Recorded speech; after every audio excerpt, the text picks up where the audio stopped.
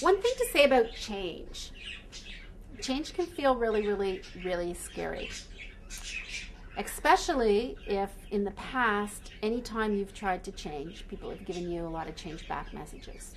Or they've treated you like, you don't know what you're talking about. Or you don't deserve anything good. Or you're there to serve them. So embracing change or moving towards change can feel really, really, really terrifying. What's a cool thing about change, though, is this. The closer you get to changing, the more possibilities there are that change will happen. So, they did a bunch of studies. And what they realized is this. Change is not just about today I'm this and tomorrow I'm that. Or today I feel this way and tomorrow I feel that way. Change is actually a long, long, long process that's kind of got invisible stuff at the beginning and stuff that we feel like doesn't really matter at the end. So when we think about changing, we just focus on the, oh my God, I have to do things differently, right? That's the middle piece. What comes at the beginning is the part where you don't actually realize you have to change. It's just something feels not quite right. You ever had that? Where you feel like, I'm sure you have, where you go, oh, gee, something's not right here. It doesn't fit with who I am and what I'm about, or it's not the way I would do things, or that just feels mean. That's not right. I don't like that, right? That is the first part of the change process, is noticing something's not quite right here. So you might want to sit down and write up a list of all the things in the day, in your day today, that feel like they're just not quite right. Because these will all become potential places for change. The next stage to change happens when you have a heightened awareness of these places that don't feel quite right. Where all of a sudden you go, wait a minute, that's really not right. Now I know the difference between it feels kind of funny to, you know what, this isn't right. I'm not liking this. This isn't working. I gotta get out of here. This doesn't work anymore. This is not what I want to have happen. So a stronger identification.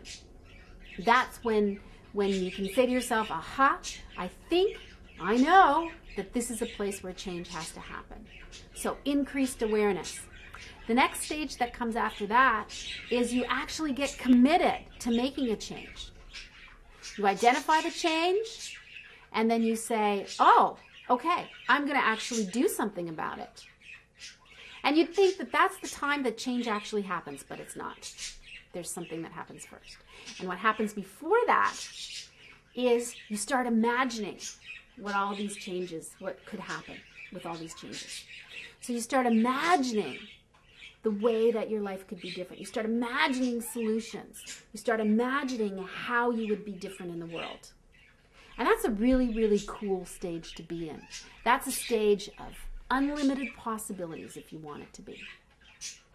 That's a stage where you get to pick and choose based on your intuition and based on what resources you might have available. You get to pick and choose at that stage what stage or what change, what course of change what course of change you're going to follow, right? So you get to evaluate some of the possibilities. So for example, if you're thinking to yourself, oh God, I have to get a car. I really, really need a car. Well, guess what? You get to imagine all the different kinds of possibilities for getting that car.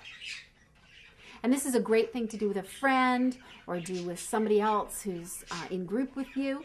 You can sit and you can brainstorm all the different kinds of cars, all the different ways of getting a car that you can come up with. Anything goes, right? Anything goes, because it's just brainstorming.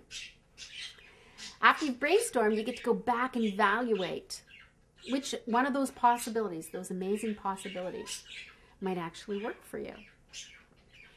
And that's when, once you've made a commitment to one of those possibilities, when you've said, you know what, out of all the 40 things we thought about, I think this one's going to work for me.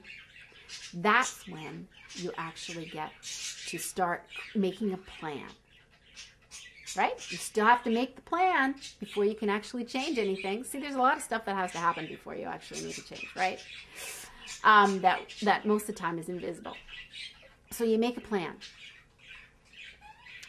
And making a plan involves looking around to see who can help you, looking around to see what are your resources, looking around to seeing what is it you can actually do and what is it you can't actually do. It's also about figuring out what are the limits and what are the boundaries and where you can be more imaginative. So if you have to work with a bureaucracy, you want to see what the rules of that bureaucracy are so that you can decide how it is you're gonna navigate that, how it is you're gonna negotiate through that process.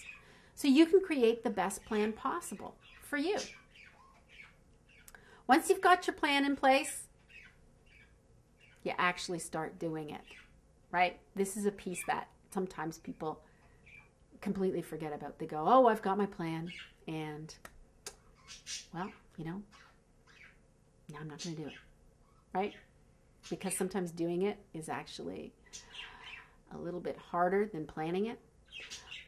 Doing it, you can do it better, more effectively with a plan. To do it more effectively with your plan, you need to break it down into tiny little steps. Tiny little steps.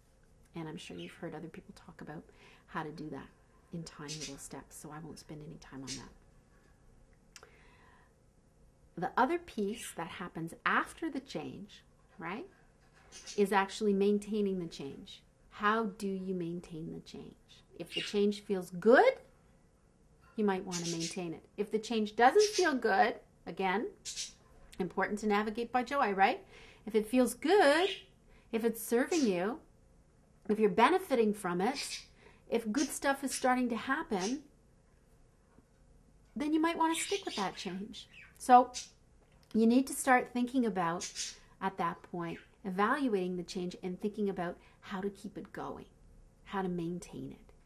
And usually the hardest part is in making the plan and starting to take the actions. It gets easier as we go through it, right? As we get to maintaining.